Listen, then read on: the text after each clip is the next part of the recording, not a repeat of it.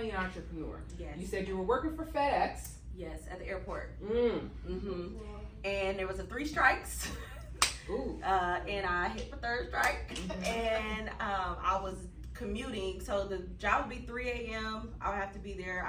At this point, I was back with my mom in LA. I was going to Cal State Fullerton. Ooh. So I would work 3 a.m. to about 6 days that I had school.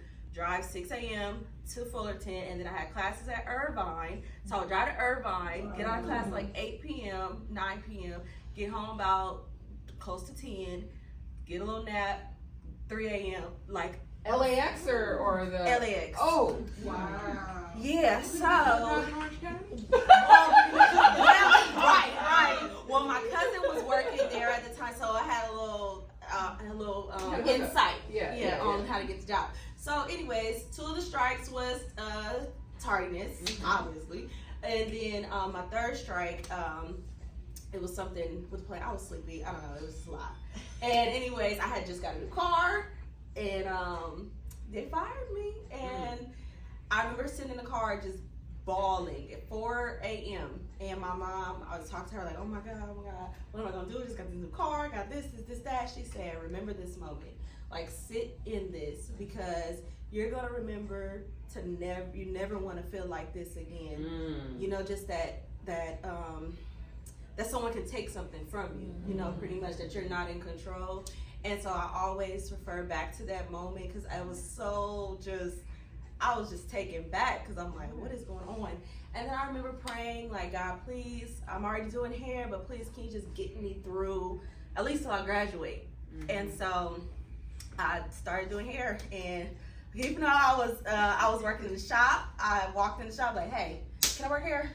And they let me work, and so I did that throughout college, moved to New York for a summer, and did hair out there, and then moved back. And then because I moved, the clients, you know, kind of found other people, so I had to rebuild. So I did end up getting a job with a small agency, but I ended up going to Star of California, working as a behavioral therapist.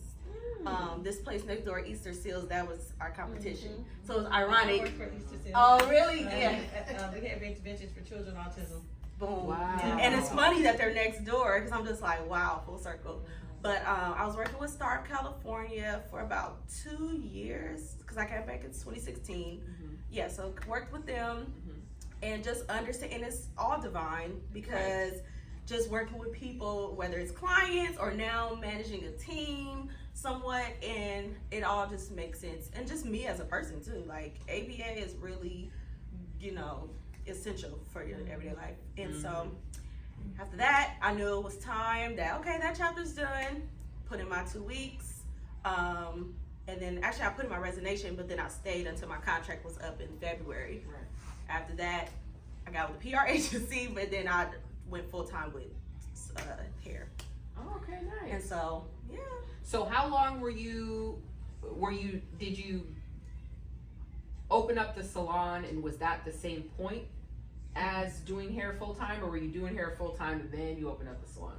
So no, I was doing hair full-time while being at the PR agency, working with artists and executives, and then, so that was 2017. So then I started working in Inglewood at Lace Shop, right on Market Street. I worked for them for a while, and then I had my friend at the time, we both went in on a suite. And then same thing Michelle's doing. So I did that, and then I was like, okay, I'm ready for a salon. And this was right when COVID happened. Wow. Well, it was a little bit before COVID actually happened, because I came to tour the place, I would say mid-February. Like, and the pandemic was March. Wow. Yeah. Because I remember, because I lived around the corner, so I would always see the place. I would sit, park here, have lunch, and just really just manifest and absorb the energy of the area. So yeah, 2020 pandemic. She actually, Yancy, the broker, I love her to death. Like, she's a huge part of the journey with this salon. She circled back and was like, hey, we're still thinking about you. This was like maybe in June, July. So I toured in February, June, July, she circled back. And then, yeah. And here And we here we are, 3 years later. Wow, that's amazing. Yeah. That's amazing. So, what is one major triumph and major challenge that you've experienced in opening up the salon? So, I think the major one is self-doubt. And I don't even know if it's self, and it's a touchy subject because it involves someone that I used to be partners with. So I don't ever want to disrespect or put shade on that because we're past that. But it was a point where that was like in my ear, like, well, you're not gonna do this. Well, I told you so. If anything goes wrong, like that voice plays in my head, like, well, I told you so. Like, well, you should have, paced yourself, or just whatever, like little voices. So I don't even think it was self-doubt because I'm just like Michelle. I'm like a go-getter. Whatever I write down or dream about, I do it. Like a lot of people that know me, they know that if I say something, 9 times out of 10, it's gonna happen. Right. So sometimes I'm like, okay, let me not say it out loud because people know that it's gonna happen. So yeah, the doubt for sure. Being told you so, and the incident that happened. Speaking of Yancey, it was where it was around the pandemic when Donald Trump was doing things with the post office. Oh God. And so August 1st, I signed my lease, and then they were supposed to get the cashier check that day, so we had to mail it. That was the only option. But because of his antics, things were slow. It was so slow, but it wasn't tracking it, so it looked like it was lost. So Yancey and I were at the Bank of America, right on Imperial and Crenshaw, and I just was so frustrated. We were trying to stop it. We were trying to get it. We were trying to do something, and I remember standing out, and she just hugged me, and I just cried just so hard. Yeah. And this is like no shade, but this is a Hispanic lady that does not know me.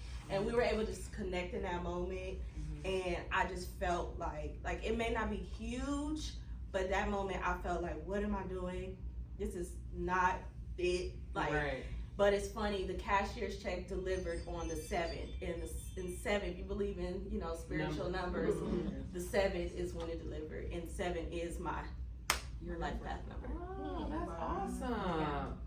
So, would you say that was a triumph, or is that still part of the challenge?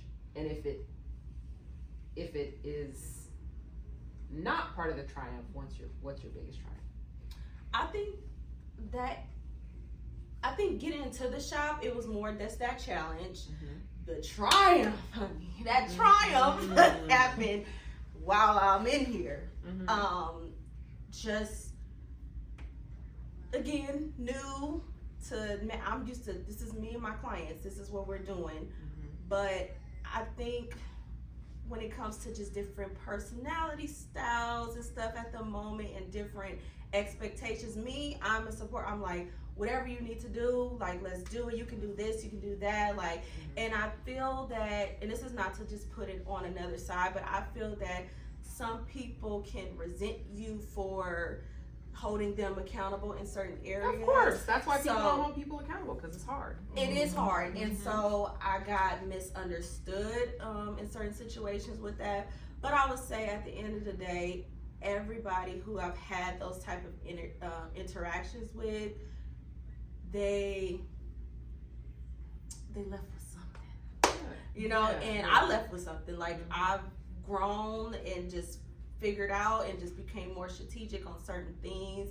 Like, I'm the first in my family with a business, with a salon now too. So it's like, there's no handbook, and I've worked at other salons and worked with amazing older women. Like, I've never been in the salon space for the most part where it was like the trendy, poppin', cool salon. Like, I was always with older women that knew the game, that taught me, that really just showed me about professionalism and customer service and experiences, and all those things. So I think that's the triumph, but I don't even see it really as that, because I've just grew. I took one lesson from another, Yeah. and now I have an amazing team. Like I told them yesterday, I prayed for y'all. Like it's just amazing. That's and awesome. then the salon suites, like we have an amazing team there. Like it's just everything's just divine now. So I want to hear more about how the second salon,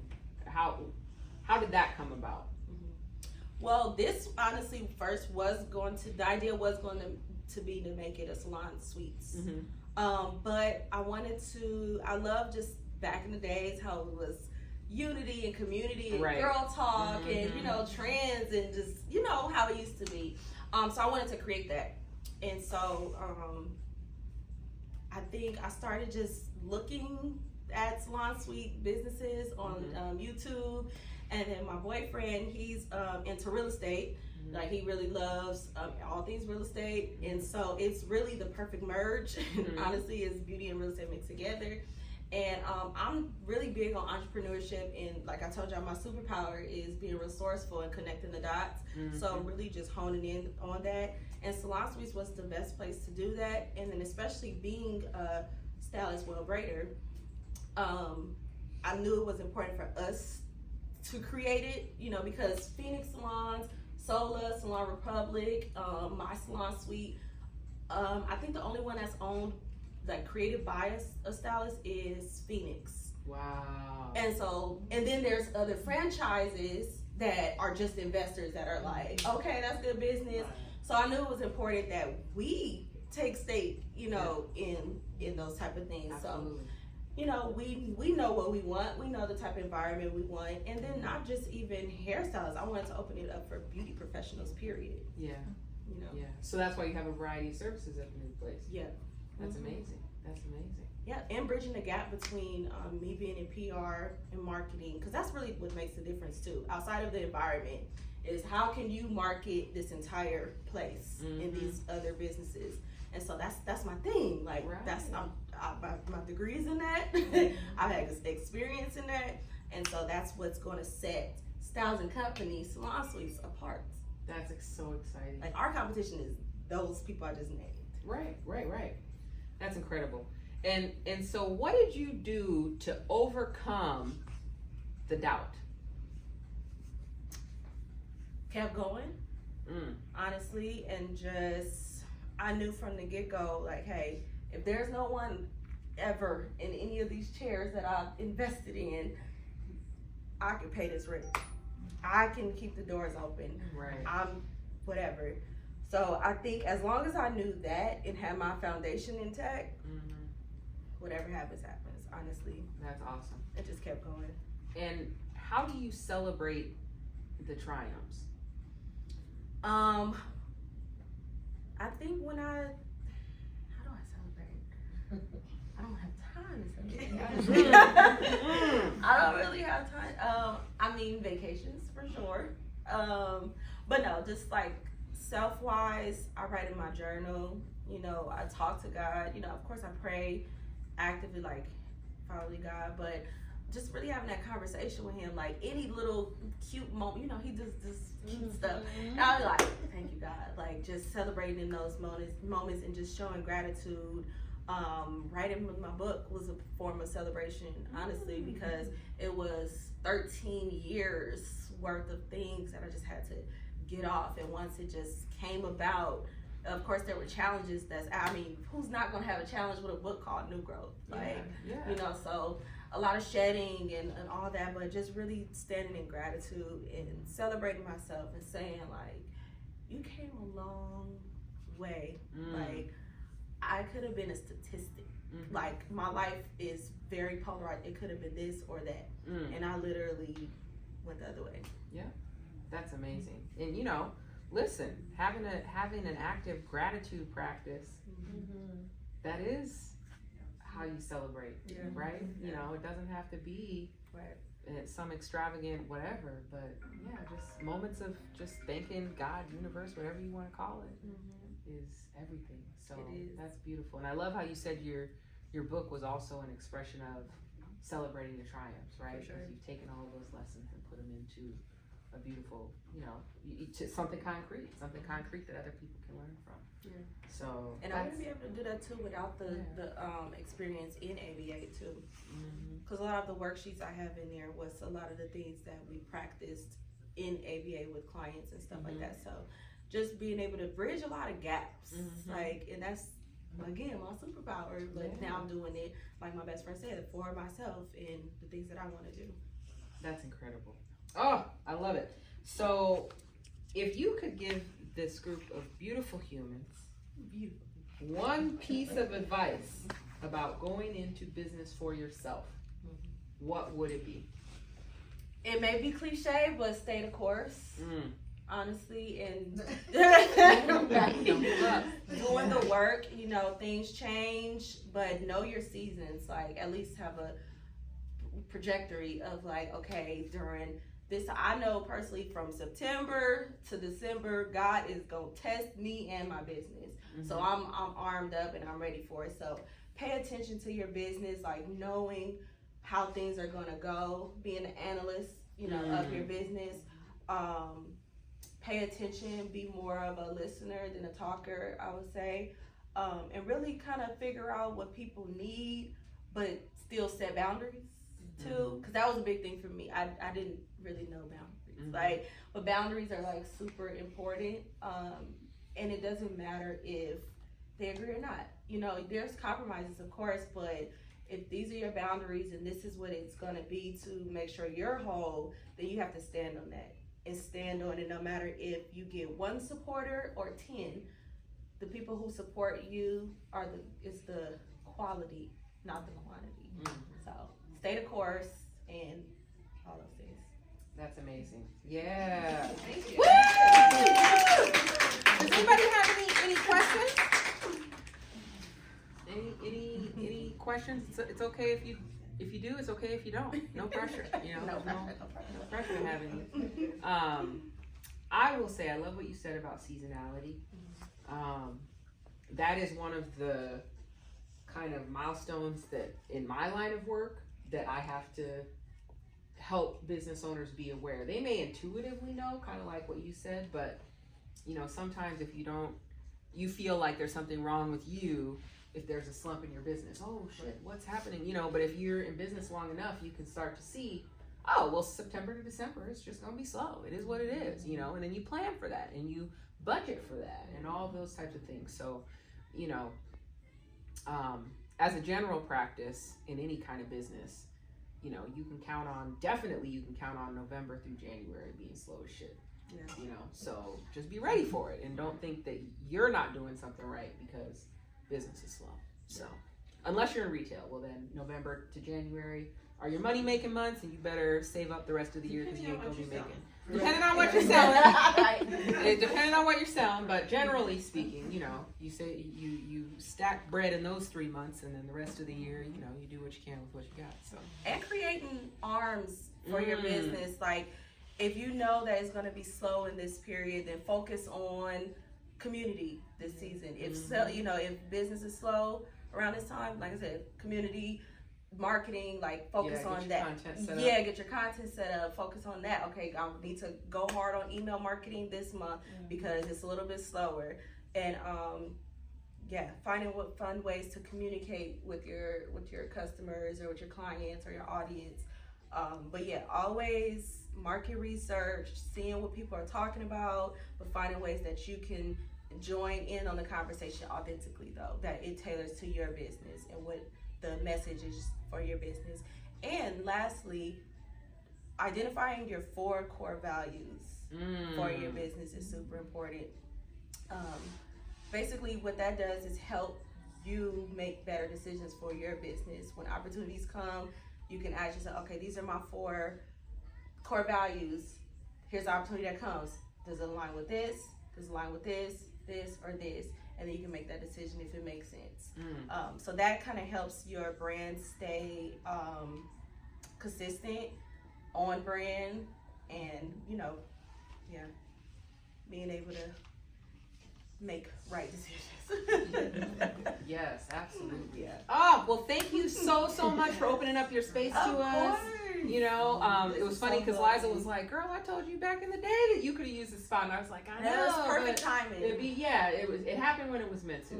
And so, and again, thank you all. Like Sade said, you know, you could have been anywhere else tonight, but you chose to be here. So we really appreciate it. Now mix, mingle, eat some more food, drink some more wine. All this food has to go, by the way, because you know I'm hopping on a plane tomorrow, so it can't stay with me. So I've got baggies.